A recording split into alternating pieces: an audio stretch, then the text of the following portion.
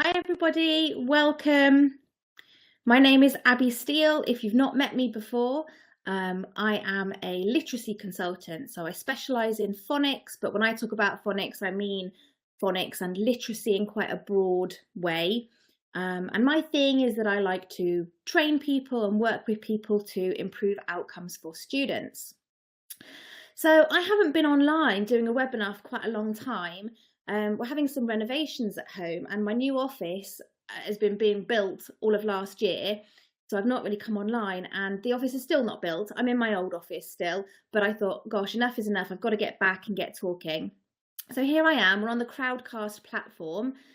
I'm assuming that you can all hear me clearly. I haven't used Crowdcast for a while. But it's quite a good platform because basically all the webinars that we do, we come on live, we talk, and it records at the same time, and then it exists on this link. You can come back to it in the future. I also, just to kind of double up on things, will download this video and upload it to YouTube, but it'll be hidden. The public can't access it. So if you ever came back to watch it on Crowdcast and you couldn't find it, or for some reason Crowdcast changed and they removed it, you can email us and we'll just give you a link to the video on YouTube. You can get it again. But the theory of Crowdcast is very good. It's just this platform where we can do these webinars and you can ask questions in the chat. I've got the chat box open and the chat box stays with the recording. So anything you put in there, people in the future that watch the recording will be able to see those questions. I'll be able to see the questions while I'm talking, and I've already put in there, sort of cut and paste, a load of links, things that I'm going to refer to in this session, which you can cut and paste, or actually you'll just be able to make a note while I talk and Google them. They're very easy to find things. So that's that. Right, let's get on with the content then, because I know everybody's time is precious. Share screen, share a window, share this window. There we go. And unless somebody tells me in the chat that they can't see what I'm sharing, I'm now sharing my slides. I will assume that you all can see. So I wanted to get together to have a little pause moment to look at what is the latest coming from Ofsted. What are Ofsted inspectors saying right now about phonics in secondary school? So that's the purpose of us getting together. So our aims. We're going to update ourselves on the latest commentary and thinking around phonics at secondary school. As you may be aware, phonics in secondary school has been a big topic for the last couple of years now.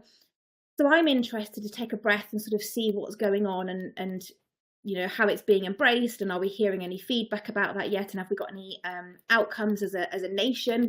What's being fed back?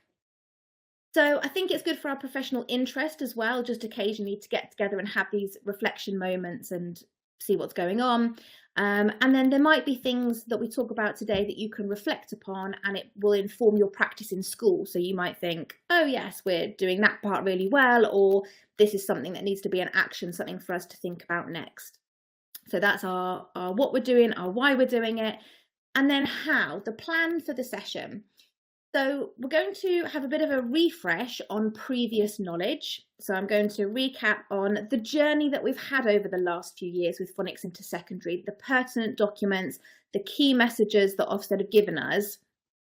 And as part of that, I will signpost these sources of information because, of course, some of you listening to this will be totally on top of it and you followed that journey, you've been doing this for a while and you'll know those reports or documents or webinars, and others of you might be new to role or new to a school, and so it can be quite useful to know what to go and have a look for that's been before. Then the bit of work that I've done for you, because of course you don't want to come along and just listen to me repeat what you might already know. I've done some work for you. The bit of work that I've done for you, and this is, you might find this quite amusing that I do this, but every now and then I like to go onto the Ofsted website where they publish the reports on schools, and I literally spend quite a lot of time reading Ofsted reports, recent Ofsted reports. You can get a lot of information. You can find out about, you know, what are their key messages, what are they seeing, what are the observations they're spotting, what are they favouring, what are they criticising, you know, how are schools faring. So I analysed 68 of the most recent Ofsted reports for you and pulled together the information into a summary, and that's what I'm going to present to you today. We're going to see what key messages we can draw from that. That will lead us to a summary and some top tips and kind of bring it back to some key pointers, things that you can think about in school. 68, why 68? Because I ran out of steam. I get really, really into it. I do loads and loads and loads. And then the extracts that I was pulling out actually turned into 15 pages of summary report for you. And I thought, that's enough. We've got the message now from these 15 pages. We don't need to keep going. So that's why it's 68. So let's rewind. Let's start back thinking about the research report in October 2022. Now, there were things that came up before this. There are some blog posts back in 21 and earlier in 2022. And I tend to see with Ofsted and the Department for Education, when they say something or they produce something, it's not a one-hit wonder. It will have been on a slow burn for a long time. They will have been mentioning it and talking about it and building upon what one another are saying, and they kind of crystallize and refine their messages. So this has actually been mentioned for quite a bit further back, but this is one of the reports that I saw as quite pivotal and really quite strong in its messaging. So this was where they did some research into 6 schools, which isn't a massive sample of schools, but it was enough to give them a bit of an insight. They looked at 6 schools and they looked at what are those schools doing that are helping children to catch up in secondary. There's all sorts of research that basically says that if a child starts secondary school and they are behind in their reading and their literacy, they're quite unlikely to catch up and to close that gap. However, they found that by looking at these 6 schools, some schools can do it. They do close the gap. And I think it's really important to always bear in mind, and we'll see this through some of the messaging as well, that yes, for lots of pupils, we're looking to close the gap. We're looking for rapid progress, really trying to, intensively work with them to get them closer to where they need to be. For some pupils, we're still going to put in as much effort, we're still going to have as much ambition for them, but we acknowledge that we're not going to be able to close the gap. That's too big a stretch, or they don't have the capacity for that progress, or it's going to take a lot longer for them to make the progress that another learner might have. And you might already be finding that. I hear stories of schools will work with, say, a group of 4 or 5 pupils. They put in some intervention and they notice that 3 or 4 of those 5 pupils are coming on in leaps and bounds, making fast progress. And 1 or 2 of those pupils, the progress is much slower, but they're having the same input. They're having the same really great teaching. They're having the same great provision offered to them. It's just to do with their personal capacity for progress. And so we need to remember that there are different pathways. So there's a lot of talk about catching up and rapid and being quick and getting back on track. But actually, we're talking about all learners, and some of those might be progressing more slowly. So this report was Now the Whole School is Reading, Supporting Struggling Readers in Secondary School. It's very readable. I absolutely advise that you go and have a look at that report if you haven't seen it already. And these were the 7 key findings. So if you haven't got the time to go and read that report, or you've read it before, you just want a quick refresher, the 7 key findings. Senior leaders prioritised reading. Schools accurately identified gaps in pupils' reading knowledge.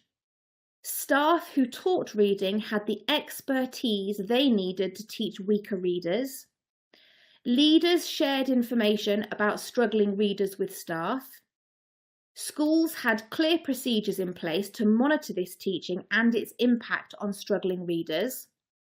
As pupils' reading improved, they gained confidence and became more motivated to engage with reading in class.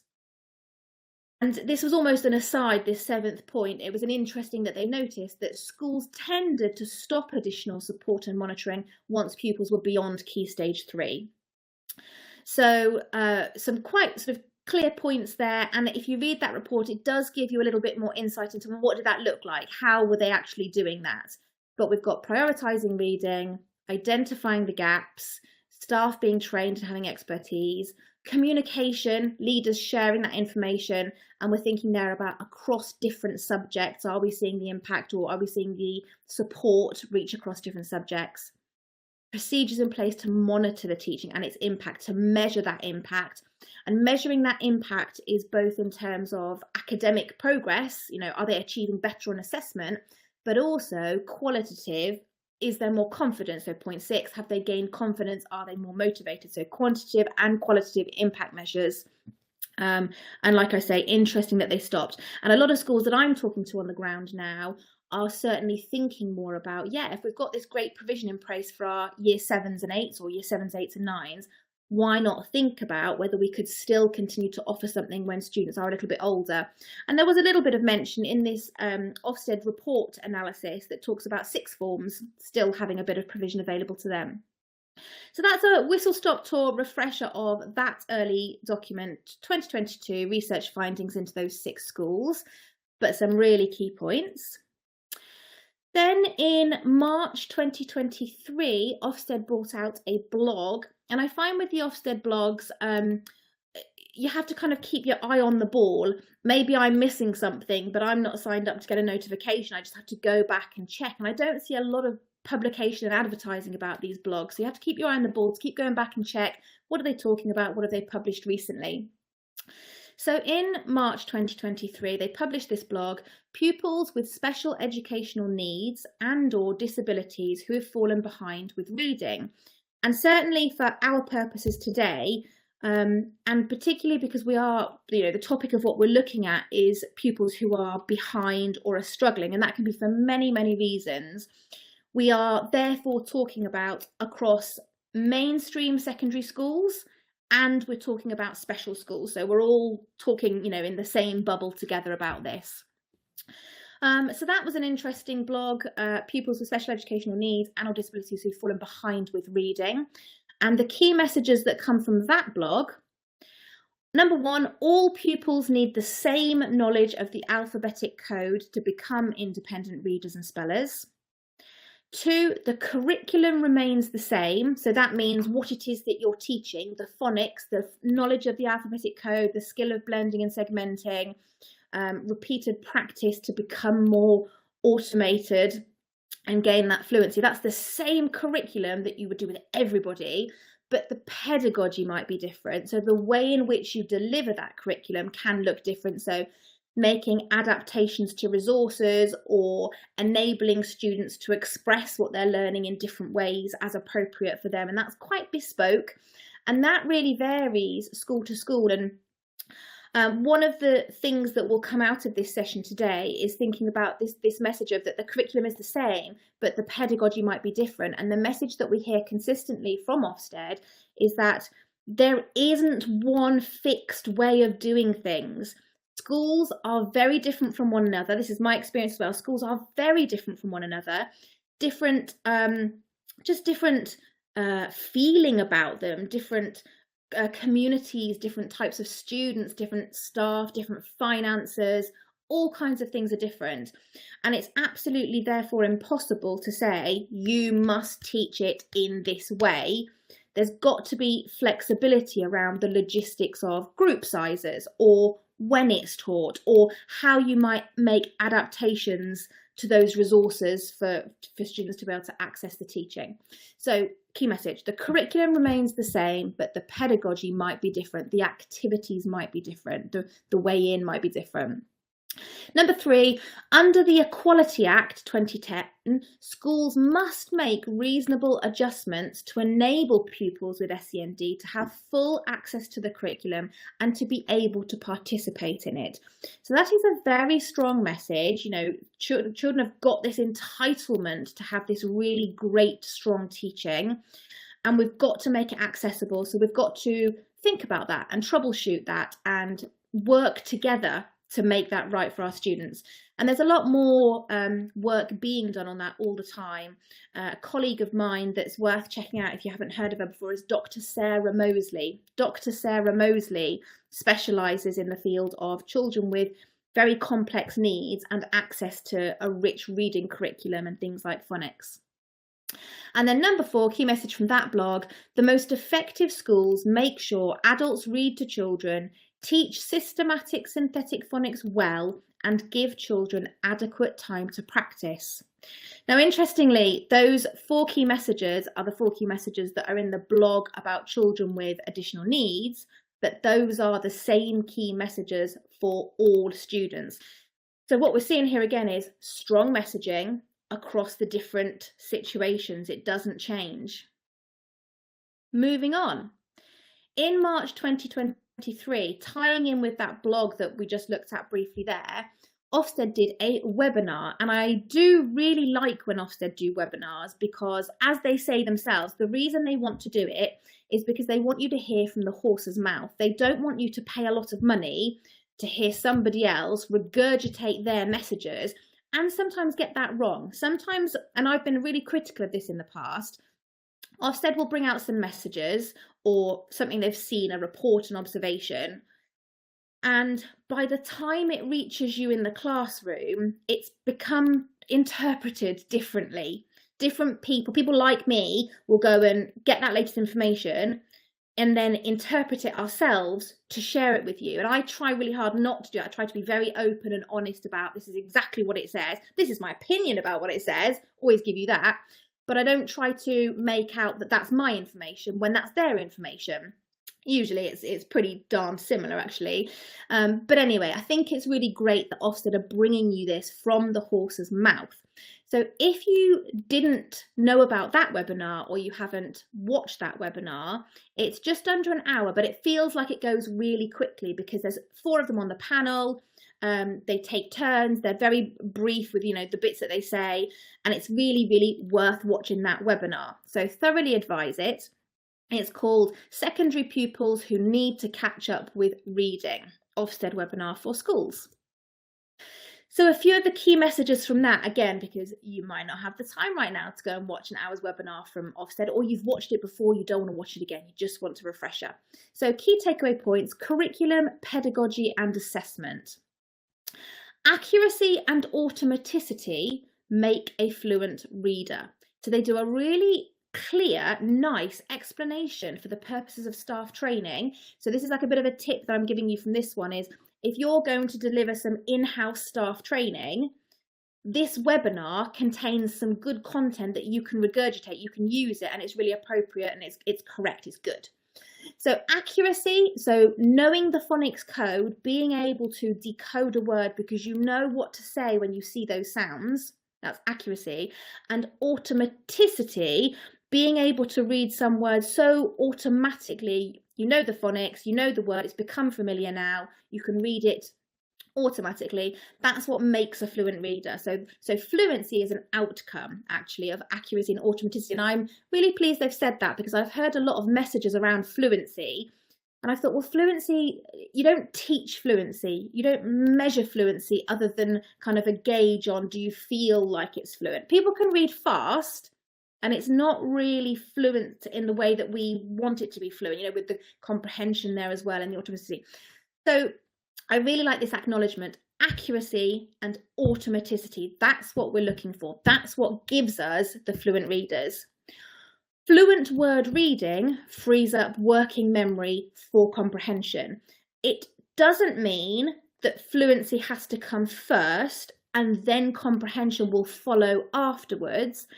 To an extent that does happen, yes. Focus on getting the fluency, get the word reading, the accuracy, the automacy, get the fluency, and then you will be able to take on board the comprehension. But there are many pupils who can absorb meaning, they can pick up the comprehension, even when they're not quite fluent yet. So even if they're reading very slowly and very robotically, they've still got the comprehension. So this is correct in a broad terms, generalization, but when you're working with individual pupils, it can be different for individuals. Knowledge of the alphabetic code underpins fluent reading. Absolutely it does. You need to have the knowledge of the alphabetic code. But it's not just about that knowledge. And sometimes I feel like Ofsted really emphasises this knowledge of the code. Well, I've met plenty of pupils who have the knowledge of the code, but actually it's the skill of blending that they're really struggling with. And if they're at such an early stage of blending, they might do things like they'll say the sounds in the word, but by the time they get to the ends of the word, they've forgotten the sounds at the beginning of the words. This is a skill, knowledge and skills, not just knowledge, although you do need knowledge. But I wouldn't want people to think that you can gap fill the knowledge by just plugging in, telling them the knowledge, and then magically they're going to become fluent readers. It's not. And Ofsted does talk about that as well, that it's practice. You need an awful lot of practice. But I do, again, throw a little bit of caution out there, because you don't just give the knowledge and then they have a ton of practice and it's magical and they can do it. I think that practice needs to be cumulative along with the knowledge. So it's useful for struggling readers or early readers to have some support with the knowledge and then practice at that lower level, at a simpler decoding level, building up towards slightly more complex text. It doesn't jump for many students. It's a long process. Phonics is not a pedagogy, but a body of knowledge. That's a really strong message. It's, you know, when people say things like, oh, phonics is not working, shall we try it a different way? That's like saying maths is really hard, maths is not working. So I think we're just going to do away with the numbers. Let's not bother with numbers. We'll just do a different way of learning maths. And it's the same with phonics. The way our language works in English is we need this alphabetic code, this relationship between the letters and the sounds. There's no avoiding that, other than if you learned every single word as a whole word, but it's just really ineffective. There are thousands and thousands of words that you would have to individually learn. So it's just not as effective. And the curriculum for word reading fluency does not change, but the pedagogy might. Remember that message? That was the message we saw in that blog as well. So we're getting this continuation of messages across the documents. The key takeaway points from their webinar on curriculum, pedagogy and assessment. Assessment should identify precise gaps in knowledge, which is easier said than done. And actually, if you listen to the webinar, I was quite reassured by, they were really alluding to that, yes, you can do assessments and you should do assessments. You should do a screening assessment, like screen all of your year 7 children when they come in on something that perhaps measures reading ages or gives you a steer on, you know, something that enables you to filter out who you're going to focus on and give further investigation into. And then you should use your phonics assessment, something that comes in your program to help you unpick where the gaps are or where they're at. But I feel a little bit like it's saying assessment should identify precise gaps in knowledge. Well, it's knowledge and skills, again, because they might have a lot of knowledge, but they haven't got the strength in the skills. But also, if you're going to do precise gaps, well, the alphabetic code has around 180 letter sound correspondences. And I would argue it's not appropriate to sit with each child and check, do you know these letter sound, and go through 180 of them. We have to apply some common sense. So we have to let's look at the most common or the simpler bits of phonics. And if they know those, you could test the next level. But if they're struggling on those, then you know that they're going to be working at this lower level. So I need to be a little bit savvy about that. But the other thing I liked that Ofsted said about assessment, and I know that you won't like it on the ground, but I was glad that they said it, because I often say this, is actually the best form of assessment is to listen to somebody read. To listen to somebody read one-to-one, and then you're making those judgments on, oh, I noticed that they do this, or they struggle on that, or oh, they got stuck on all the short words, not the long words. That's strange. They managed to work it out. Or, oh, they read, but they substitute. They put the wrong words in. And to get a feel for that learner, which can feel really impractical because you've got lots of students that you want to work with or screen. But if you are at a point of you've screened the children, you're going to start off working with the very lowest, it can be a really nice way to gain that kind of holistic assessment, to actually try and get some time to listen to them read if you can, which of course relies on as well either you doing it as a leader in the field or helping your staff feel more confident to trust their instincts, trust what they're hearing, you know, children read. I haven't met anybody that works in education as a teaching assistant or a teacher who didn't have that natural ability to listen to somebody read and give me accurate commentary on what was going on with that learner. But sometimes we have that like imposter syndrome. We feel like maybe we don't know it, and actually we do know it. So assessment should identify the gaps in the knowledge and the skills. Pupils who cannot read accurately need phonics. As a broad brush, yes, I'm going to absolutely agree with that. But remember that when I say phonics, it's not just phonics, it's a little bit wider than phonics, because again, in isolation, they might know lots of phonics code, but they're not applying it. So they could know it, but they don't apply it when they read the words. So there could be all kinds of other things, like bad habits could have set in. Perhaps they can read accurately if they slow down. Perhaps they've got into a habit of trying to cope by reading a bit faster and bobbing through the words, and they've lost the accuracy, but actually they can read accurately. So this is why, and sometimes when I talk to you guys about the assessments that you've been doing, you'll say to me, we did an assessment with this child and they flagged up as that these were their gaps. But no, we don't agree with that, actually. That child wasn't on form that day, or we know that what we see in practice is slightly different from that. So again, applying common sense along with the assessments. Pupils who cannot read automatically need practice. Absolutely. Tons and tons of small opportunities, repeated practice. Phonics and basic literacy, it's the best comparison is to learning an instrument. To learn an instrument, you need frequent, consistent, small amounts of practice that build up, and that's exactly the same with improving pupils' reading and writing. Pupils need the right quality and quantity of practice to help them catch up quickly. If pupils have the capacity to make more rapid catch-up, it's a no-brainer. The more consistent the practice, the more frequent the practice, the better the quality of that practice. That time is so precious with those students. We've got to really make it valuable. The quicker you will see the results. Same applies to students who have less capacity for progress, but of course you need to balance a lot of other things, their stamina, just their resilience, or it might be not appropriate to do as much as intensively. You have to, assess each situation on its merits. And prioritize additional teaching. Go for fluency first. Now, what that is referring to is a really common question that I get asked about the logistics of phonics intervention. When can we put it on? We are reluctant to, or we know that it's not going to be popular in our schools if we pull students from other lessons. And I've had lots of conversations about that. So in the webinar, Ofsted quite softly talk about that actually, if a student cannot access that curriculum because they don't have the literacy, you need to get the literacy sorted. So and I think it was in this webinar, or it might have been in one of the other things that I looked at, but they gave an example of schools, for example, who have quite a lot of Year 7 students who come to them who've got really low literacy levels, putting in place an alternative curriculum as standard. So it's not an intervention, it's instead of these students having this, for example, full quota of English, part of that teaching time is going to be these literacy lessons for all of the students need it for a term, or a couple of months, or whatever's needed, or some kind of system where you start them and you might filter them back to the full English lesson as they need.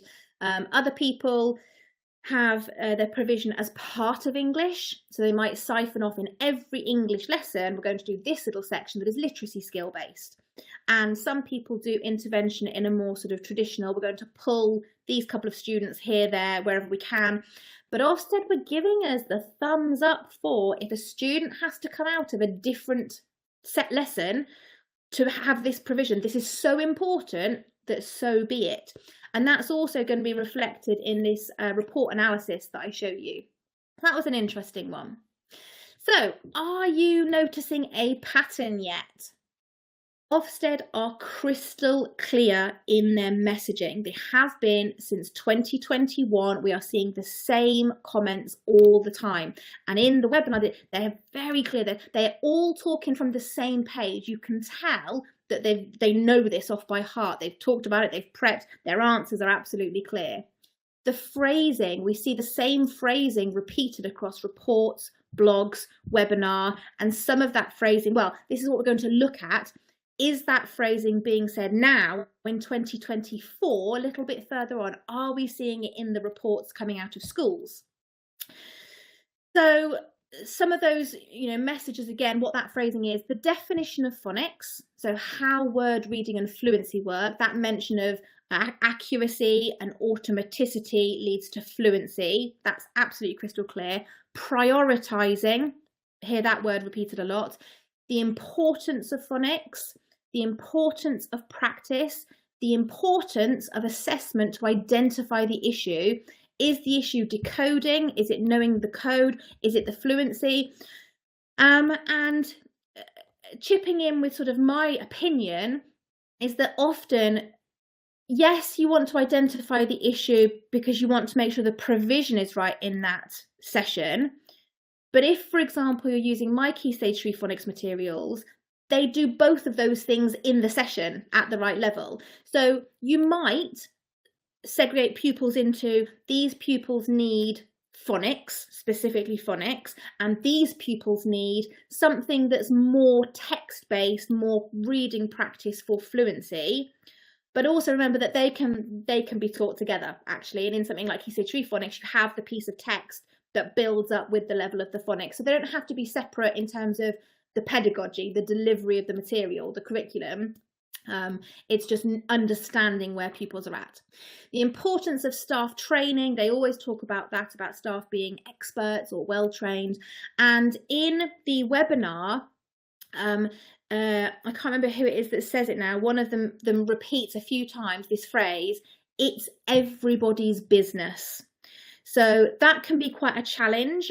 Lots of schools are doing really well on this now, but this idea that it's far bigger, it's far more than just you guys that are attending today and watching this webinar that are generally going to be the leaders in the field.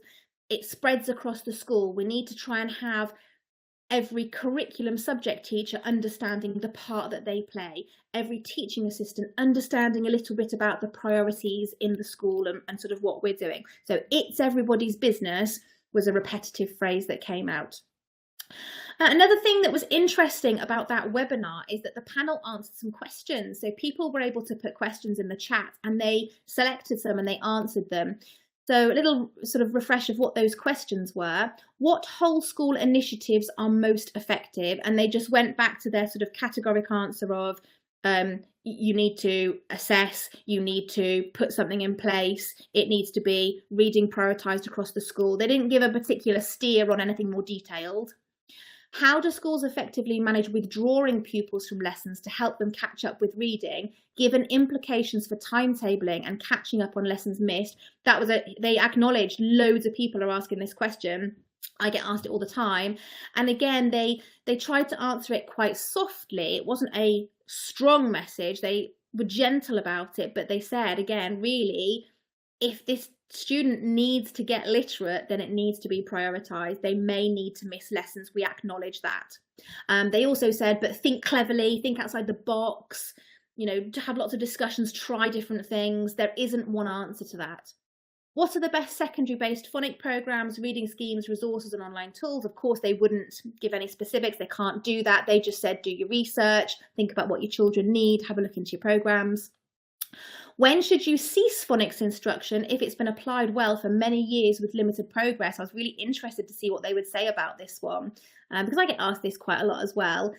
And I liked the answer. The answer was basically that yes, you might have done phonics through primary and through secondary, and it's making limited progress, but you need to look at that, well, there isn't really an alternative other than sight words, and sight words is not going to be more effective than phonics. You can do some of that alongside, and some children might do very well with that, but you still need to keep going with the phonics because that is the way the language works.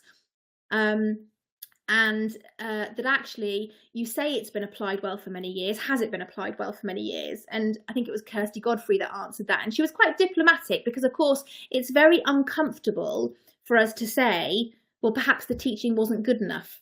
That's a very uncomfortable message. And, I wouldn't ever want anybody to think that I'm not team teacher, like I'm from the classroom. We try our best. We work incredibly hard. I've never met a teacher that isn't trying their best of intentions, working really hard. But sometimes, for example, there are schools where there might have been loads of staff changes and leadership changes, and the school's gone through a really turbulent time, which means there hasn't been the consistency of great teaching. There hasn't. And so those gaps can have a really big impact on learners. for a long, long time. Or it might be that actually limited progress is still progress. Those students have still made some progress. It's just going to take 10 years in total. It's going to take a lot, because that's the student's profile. That's their needs that they've got. What is the most useful data to present to help inspectors to make a judgment about reading? And I'm pretty sure the answer to that was they're not interested in data. Actually, they're not interested in data. That's not what they want to see. They're looking for the sort of, what is the provision in place? How do you measure the impact of that provision? They want you to take ownership of that decision. Weren't interested in data. Working in a special school or alternative provision, how can we best help students with a range of learning needs, including those who are reluctant readers?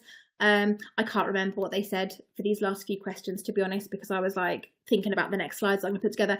But it was along the lines of, just tuning in, making adaptations, that the children are still absolutely entitled. There's a lot more work, like I say, Dr. Sarah Mosley's done a lot more work. There's a reference in the report I'm going to give you about Ofsted comments from schools that talk about children accessing in different ways, eye gazing, different technology being used. How best to approach the assessment of reading. That's the screen them when they come in, then look in more detail. Might include one-to-one reading, but you look to your phonics program to give you an assessment. And how do schools successfully promote reading for pleasure?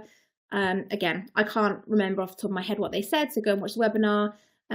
But I think it's just about building that ethos and that culture, and from the bottom up. So another signposting you, actually Ofsted put onto SlideShare a set of slides that you can download. So don't need to log in or anything. You can just follow the link and you can download the slides. And I noticed that these slides were almost identical to the webinar that they presented. So they've got all the nice slides that show that how reading works with the accuracy and the automaticity and the fluency. Those slides are there. So if you want that to support you with your in-house training, so you can share with staff and create slide decks, that's really worthwhile going and getting. And so let's move it forwards then to the update. So we, and I'm talking about the royal we, me and Belinda that I work with and the schools that I work with, we see impact. We know that in the last few years, there's been a definite shift in what's going on, and we're seeing impact, and it's really heartwarming and it's really exciting. We see a constant increased uptake from schools in using the Key Stage 3 phonics materials and training. So that tells me people are interested, people are engaging, people are learning, which is just fabulous. And we also see impact because we have schools reporting back success stories. So often I'll touch base with people and say, how are you getting on? Have you got any questions? What are you finding?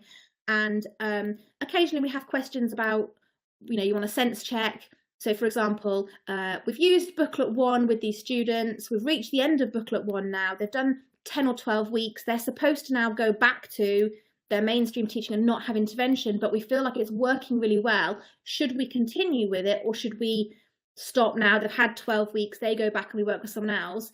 And of course, you know what my answer is going to be. It's going to be, well, if it's making great progress, can you not carry on? Can you not find a way of doing that? And but we have lots and lots of success stories, lots of people finding it really interesting, this idea that, for example, within a group of 5, 4 pupils fly, but 1 pupil has made progress academically, but it's much slower, but has made progress in terms of their attitude or their behaviours or their feelings, their self-esteem has made progress.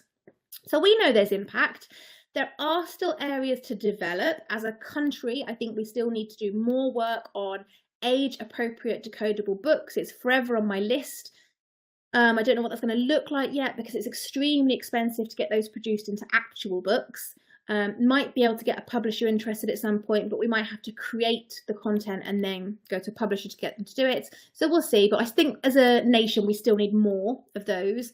And I think we need probably more on assessment support, because I get asked that a lot. People saying, we've used XYZ assessments, they're okay, but we found flaws in them, or it's not quite giving us what we need. And partly that's just the nature of what we want to look at, what we want to assess, is we're asking for more than our assessments can provide.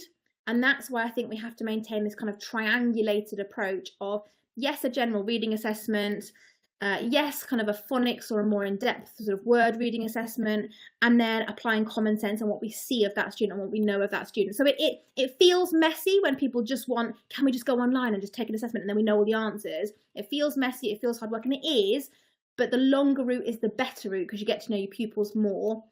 So it's kind of, keep going with that because it is better, but I think we could look at more, investigate more. So that's on my list of things to look at. Anyway, what are Ofsted seeing and saying? So I read and analysed these 68 Ofsted reports from 2024, so you don't have to. These are reports that have come out in January and February, but the schools had been looked at obviously kind of October, November, December time of last year. And there are a couple of schools in the report that I put in because it was really interesting. So they might have had a recent report because they've had a monitoring visit. So a school that's perhaps inadequate, and they might have been inadequate 2021, but since then they've had 3 monitoring visits. And it's interesting because you can see the journey that they've been on, the things that they've had to put in place to improve. So a document looks like this. It's put into a chart for you. There are 15 pages for this chart for you to read or scan through or just stick it in a folder for another time. There's a link on the slides at the moment, abigailstealing.com/downloads, and downloads is kind of where I've popped the document. And then also in the chat where I've put the links, it takes you straight to the document. But it's on my website, but it's kind of hidden from everybody else because, it's for you guys that have come to the webinar. And you can see I've made a note of the school type. So I've got a couple of all through and a middle school in there, but the rest are split into secondary schools or special schools. So both included together there, secondaries and special schools. I've put the Ofsted grading because that's quite interesting, and I've ordered them as well. I've put them in order of the outstanding, the good, because that's quite interesting to read those together because then you get a feel for what does an outstanding school look like? What does a good school look like? And then the comments. So the comments are literally cut and paste. They are lifted out of the reports. But if there was reference to a school name, I've removed that. So it's all anonymised. You shouldn't know which schools they are. Maybe you'll work it out. You can always have a look on the Ofsted report page, but not really relevant. And we just wanted to look at the wording, what's being said. So a couple of examples from some outstanding schools. The school swiftly identifies pupils who may struggle with reading. Staff identify pupils' individual needs and put in place bespoke support quickly. This ensures pupils make rapid improvements to their reading fluency and confidence. Staff enable pupils in the school to develop a genuine love of reading. They read both academic texts and books for pleasure every week. The school has its own bookshop, which is run by pupils to help further develop an enthusiasm for reading. That was from a secondary. Reading is an absolute priority. Staff have expert training to help pupils gain a secure understanding of letters and sounds. In reception, staff consistently model how to use new words and, that's supposed to be sounds as a typo, wounds should be sounds, new words and sounds. This precise support extends up to sixth form to enable pupils to become increasingly more fluent and confident readers. Pupils read every day from an exciting range of texts. Pupils immerse themselves in stories. They enjoy acting them out or writing their own stories to perform in a school pantomime. And that's from a special school that's obviously got the range of ages from reception up to sixth form there. So I spend time pulling out these and I read them through and I look for patterns. I look for phrases that are being repeated, and I'm looking for, are we seeing repetition of those key messages that we saw earlier? Is there anything new? Is there anything new coming out that we haven't spotted? So it would take us a really long time if I just went through with you all of those comments. It'd be interesting, but it would be a long time. So you need to go and have a look at that report yourselves, have a flick through when you get a moment. But here are some of the things that I pulled out where I did spot a pattern. So I spotted a pattern in this phrasing, which relates to the ethos and attitude. So that's that prioritization of how important it is. The school has a determination that all pupils will learn to read with proficiency and fluency. Reading is treated as a priority across the entire school. Literacy, oracy and reading are a constant focus. Reading is a particularly high priority for the school. The school has prioritised a love of and culture of reading. Leaders prioritise ensuring that all pupils can read fluently. Reading is an absolute priority. The school places great emphasis on reading. The teaching of reading is a high priority. The school prioritises the teaching of literacy skills. So it's not identical phrasing. Some of those relate more to love of reading. Some of those relate more to the teaching and the skills and the, sort of catch-ups. But you can get a real strong feel there for, oh, interesting. So that's one of the things that they really put. And often that comment was the first comment, was the lead-in comment. So it was interesting that in these sort of secondary reports, well, we know that when Ofsted write a report, they've only got a very, very small word allowance. And in many reports, the bit about reading was very small, right in the middle of the report, dug in there, hidden, very small. In a primary school report, often reading is the first bit and the biggest bit. So in secondary, it was part of the bigger picture, but it didn't stand alone. It was in the middle and it was smaller. So interesting. Ongoing staff development was something that frequently cropped up. Extensive staff development ensures that teachers know how to get the most out of each piece of text. The quality of ongoing training for teachers is very high. Staff have expert training to help pupils gain a secure understanding of letters and sounds. Staff are well trained to help pupils learn to read. Staff are skilled at identifying gaps in pupils' learning. So that was, a consistent message. Rapid identification and action. So again, this is what we're seeing from those historical key messages. It's still there as a priority. The school identifies pupils who need support with their reading and provides them with regular, effective support that quickly builds up pupils' reading fluency. The school swiftly identifies pupils who may struggle with reading. Staff identify pupils' individual needs and put in place bespoke support quickly. There is a systematic approach to identify and give timely support to pupils who need extra help to read. The school has effective processes in place to identify who arrive with barriers to learning due to low levels of literacy. So not just identification action, rapid, quickly, swiftly, that's important. And I've mentioned that before when I've do training people say, I work with lots of schools who have fantastic plans. We talk a lot about it. We get all these great plans, but it's got to be action. It's got to be happening very quickly and not waiting around for things to happen. And then a few other interesting observations. That was kind of it for the things that I saw as, oh, these are the really strong, the consistent messages. I was surprised that there wasn't more consistency actually, or more insight. But again, I suppose they have limited word allowance. So some other interesting observations that I made. Literacy and oracy are developed well. In contrast, pupils' written presentation skills are more variable. Links with other subjects are not always pursued to support pupils' wider knowledge and understanding as well as they could be. This programme is mainly focused on helping pupils in Year 7. Some older pupils do not receive the support that they need to improve their reading. So for me, reading between the lines, if I'm school-based, I'm going to think, ooh, okay, we focused on literacy and oracy. Have we taken our eye off the ball with their written work? Or are we presenting that this is, across all of the literacy skills, we're really tightening things up? Okay, we're doing really well in our intervention. We're all sorted and we're set up. We have staff training, we have identification and action, we have a good program going on. But actually, are we making those links with other subjects? Is the science teacher using the alphabetic code chart? Are they supporting the blending and the segmenting? Do they have an awareness? Okay, we've got something set up in Year 7. We're really happy with what we've done in Year 7. Can we now extend that into Year 8 and Year 9 and beyond? So it's those little things that I think that's where you might think, oh, that could be our next step. Are we doing those things as well? That kind of icing on the cake, making it really, really great provision. Some other interesting observations that I made. Gradings weren't necessarily reflected in the comments.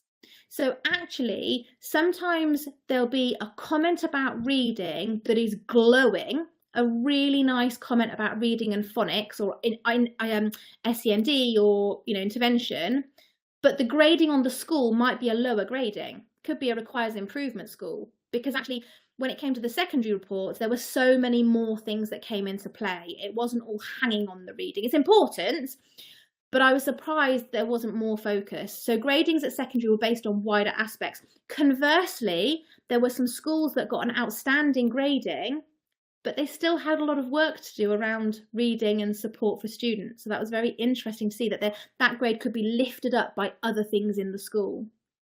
The comments weren't as predictable as at primary. When I look at primary reports, it's cut and paste. It is almost identical, the paragraph that is used in schools that are doing outstanding, good, requires improvement, etc. It's so formulaic. There's an absolute clear pattern there. And it, like I say, it comes at the beginning of the report, and it's a myth. It's an urban myth, but commonly we talk about in primary, if you don't get a good observation, if you don't do well in the reading, if you haven't got all that provision set up for the phonics and the reading, you are likely to be brought down in your grading overall. You have to get that right in primary. That's the number one, the most important thing. Now, I'm not saying that with any factual knowledge other than my observations of what I see, but it was interesting. In secondary, it was not as high profile as I thought. That was really interesting to me. And then this other bit, some comments were really long, like a whole paragraph waffling on about the reading provision, and others were super short. And sometimes there was no mention of reading whatsoever. There were a few schools, and they tended to be the more outstanding schools, but there was just no mention of it. It wasn't even mentioned in terms of a reading for pleasure culture, just not even mentioned on the report. And I know they have limited word count, but that did surprise me. And like I say, surprised me that some people, so that makes me think, is there still some fluctuation in the Ofsted reporters, the Ofsted inspectors on the ground? They're all having clear messages and clear training from the top. So we see that Ofsted have shared that with us. But is there still some variance or some different understanding going on lower down? Or is it that just secondary schools have got a lot of different priorities going on? I don't know. Interesting. More interesting observations. Comments were made about a well-resourced or not library. The library being a popular place, the library being very welcoming, the librarian being very helpful. There was a great book provision or not. There wasn't great book stock. They haven't invested in the library is not used. Pupils being able to talk about authors or their favourite books or not. So a couple of comments about pupils could talk confidently about the authors they liked reading or their favourite books. And in other schools, no, pupils couldn't talk about the authors that they liked. The development stage of English and phonics curriculum. So there are a couple of comments about the school is developing the curriculum, but it's not there yet. Or the school is developing their intervention or their, but it's not well planned. It's not well designed. We don't think it's fit for purpose. They're not there. Or the school has redesigned their curriculum. They've rethought about it. It's working for everybody. Or it's too early to tell yet. There are a few comments about development stage of the curriculum of English and, say, phonics intervention. There were references to timely action and impact. So sometimes saying things like staff are waiting for training, not good enough, need it now, it should be done. Or saying programs are too early to show results. It's been implemented, but there's been no measure of results. So that's a bit of a nod for, even if you've just started something or you've made some changes to something, start noting your observations about how well it's working immediately. 2 sessions in, 1 session in, how did it go? Did you notice, people's attitudes changing? Are they accessing it? That you want to see that immediate impact, and that impact can be on teachers as well. How are they feeling about teaching it? Do they feel excited and confident, and are the logistics going to work out for them? And mention of time for reading. There are a few things about adequate time or daily time. Pupils are given time to read every day. There was mention of everybody reading in class each day, or time set aside each day to read, or to read for pleasure, or to be read to. So those are a few of them more, but not as consistent as I expected. I would have expected comments like that across all the reports, and they were sporadic. There wasn't a strong pattern, so just interesting. Okay, so some summary or some top tips. So 4 things that I've pulled out of everything we've looked at today. Reading, got to be high profile. It's everybody's business. Identification of gaps in pupils' reading knowledge and skill, got to be swift and accurate. Staff development, it's got to be ongoing, and impact, got to be regularly monitored. Very brief expansion of each of those points for you. Reading is high profile, it's everybody's business. This is the skill and the will. How are we going to give them the knowledge and the skills? How are we going to improve their outcomes in that respect? and the will. How are we going to get our pupils enjoying reading, wanting to read, being confident to read? The skill and the will. So have a little think about, how is reading made high profile in your school? What are you doing to make it feel high profile? Do you have events, challenges? Do you link international events, celebrations? Is your library well stocked, attractive, comfortable, time to visit? Are there plans to improve that? Authors, are you following latest releases, recommendations, visits, online and local study? Sometimes schools do lovely stuff on diversity, diverse authors or award-winning authors, and that's fantastic. Do your students know about any local authors? So local author study sometimes gets missed, and you might have somebody living just around the corner who's a cracking local author, who the students will love that because it feels very real to them, somebody in their community, and they'll be able to come and give you a visit and probably won't charge the earth. So look into local author study. Are pupils told the importance of reading? Do they know it is really important for me to have the skill to the skill to read, and then be developing the will that, I feel more confident, I could if I wanted, the volition, I could if I wanted to, I have the skill to do it. And energy, enthusiasm, and that's easier said than done. Like, teaching is a thankless task, it's exhausting, but it's lead from the top. It's you guys doing things like you've done today, coming to listen to me waffle on for an hour about this kind of topic, and then you kind of carrying that flame to feel passionate and feel excited about what we can do and the difference that we can make, which can be hard when you're, end of termitis, etc.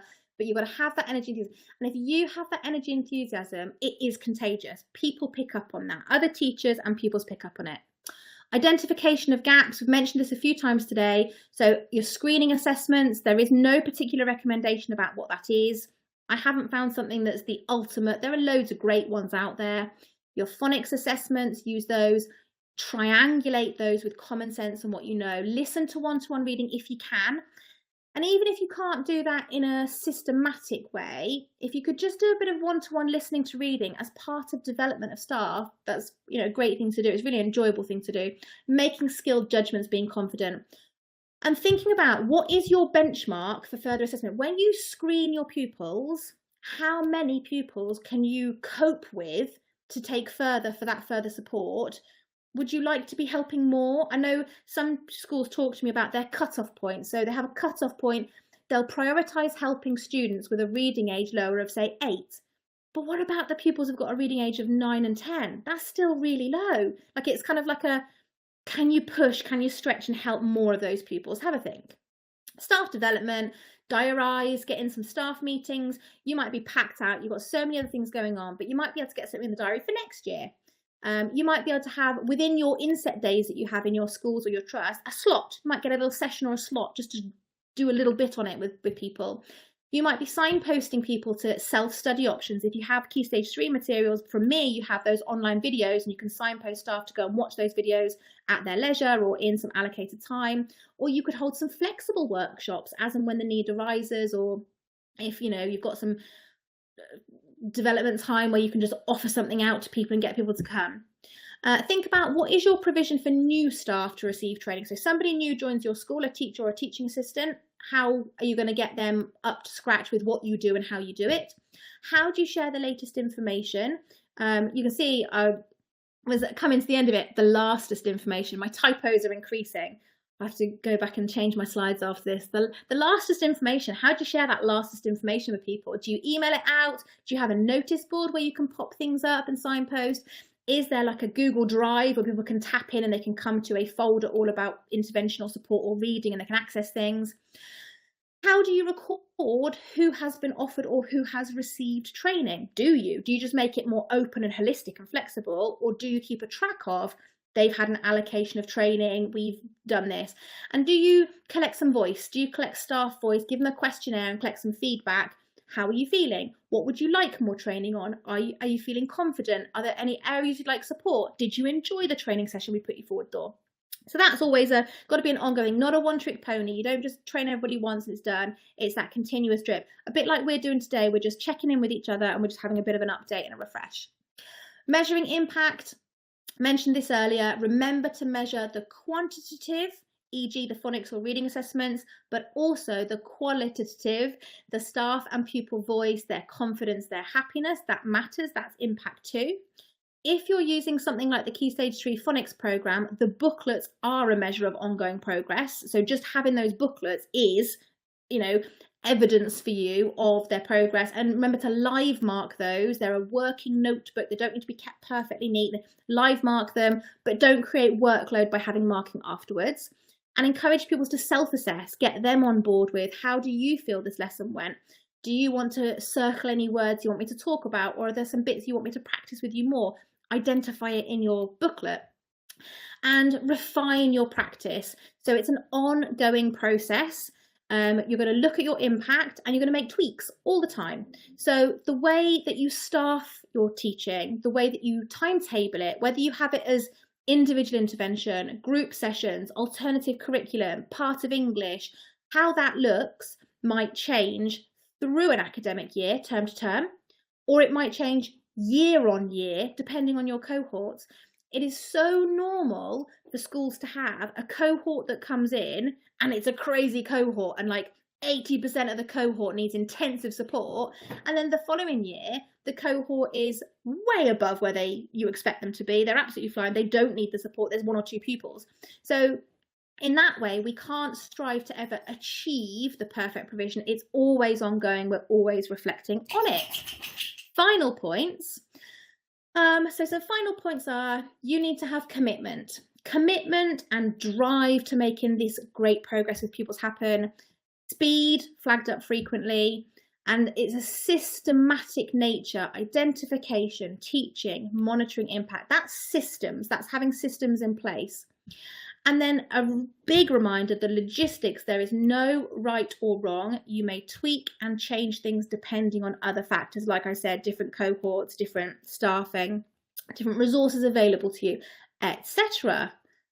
Oh, final bit. I keep thinking it's going to be the slide saying thank you for listening. I'm very aware of the time ticking on, but we are really, really nearly there now.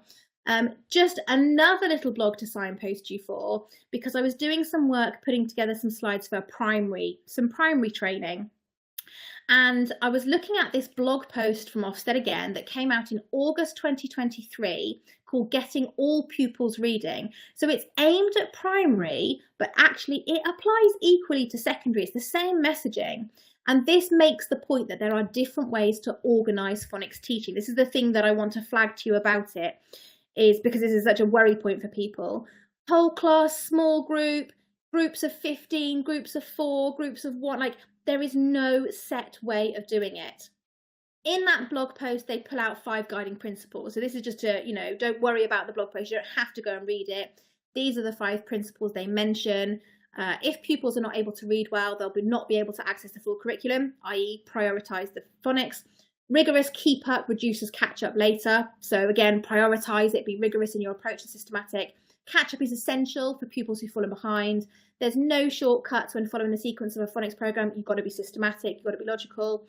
And the curriculum is the same for all pupils, including those who need catch up. The curriculum is the same, the pedagogies might change. So those are the same messages going into primary that we've seen in some of the things we looked at today. But it just made these couple of points. Making the best use of time in every phonics lesson, as well as finding sufficient time for extra teaching and practice, is crucial. This means that leaders need to think carefully about staffing, pupil grouping and timetabling. Pupils may need to miss other lessons while they catch up. Depends on the situation, but they might need to. We often see pupils with insufficient knowledge being expected to attempt the same learning as their peers. Struggling to access the lesson wastes precious time and can threaten their self-confidence.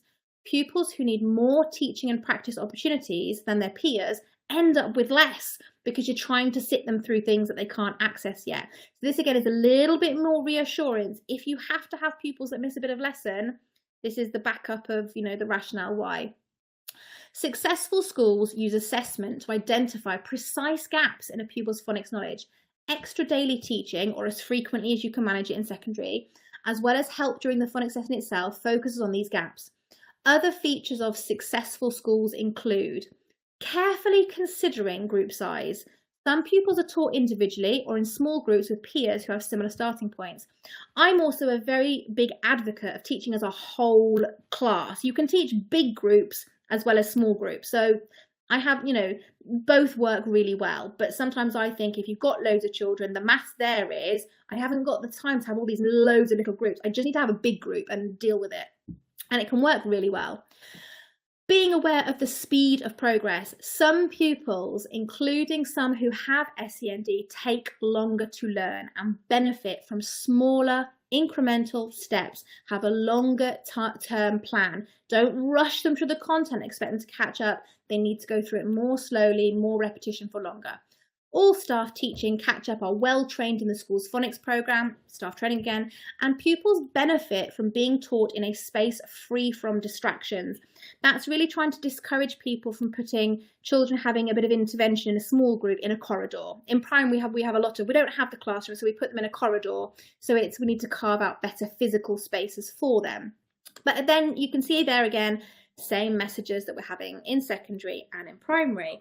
Oh, there we go. So that was rapid. If you've not heard me talk before, yes, I talk very fast, but at least the time goes quickly and we pump a lot of content in. You're very welcome to ask questions. If you want to put any questions in the chat, you absolutely can. I can answer them already now. Or if you want to put any questions in the chat and then I'll come back to them later, like if I end up going and I don't answer your question, you can add questions back in here later. You can also add in comments about if there's a topic you would like to get together on a session like this and talk about, then we can do that. I feel like these webinar sessions are a very cost-effective, very easy way for us to have this kind of touch base, keep a bit of good subject knowledge going. The next session that I'm going to do, I think it's probably next month, I was going to like one a month, is focusing on the alphabetic code chart. So we'll do some work on the alphabetic code chart. So if you're interested in that, come to that one, or put in chat if you have ideas about what else you'd like to talk about.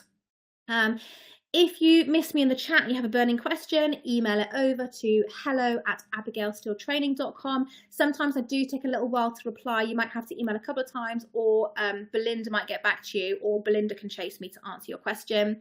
And of course, we have a Facebook group called the Key Stage 3 Phonics Club. So if you're not in the Facebook group and you're a Facebook user, get into there and you can ask any questions in there.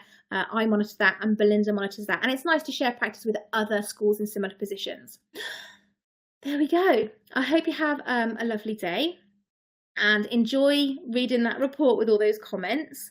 And I hope you found it useful today. And if there's nothing popping up in chat, I'm just sort of giving you a second in case you want to type anything. If there's nothing popping up in chat, I will finish and go and catch up with you later. Thank you so much for those of you that took the time to come live. Really appreciate your time. And if you're watching later, of course, thank you to you for spending the time to watch later as well. Oh, thanks, Claire. Was it helpful? Let me know.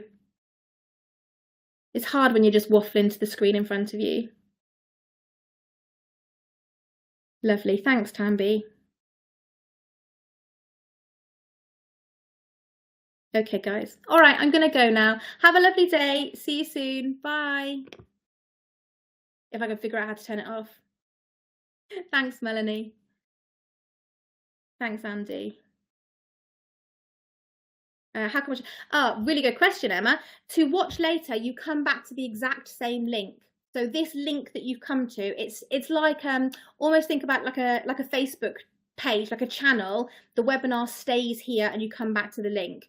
So, and you can do that either through an email that you have with the link in, or on my website, Abigail Still Training, there's a menu option at the top that says webinars. You just click on webinars, and if you've had access to it, you'll continue to have access to it on that webinar page, which is quite nice. If you end up coming to a few in the future, you'll build up just this page of webinars, and it's through your email. So your email gives you the access, but of course you can show other people. I'm not particular about that. That's fine. Lovely. Right, everyone. See you later.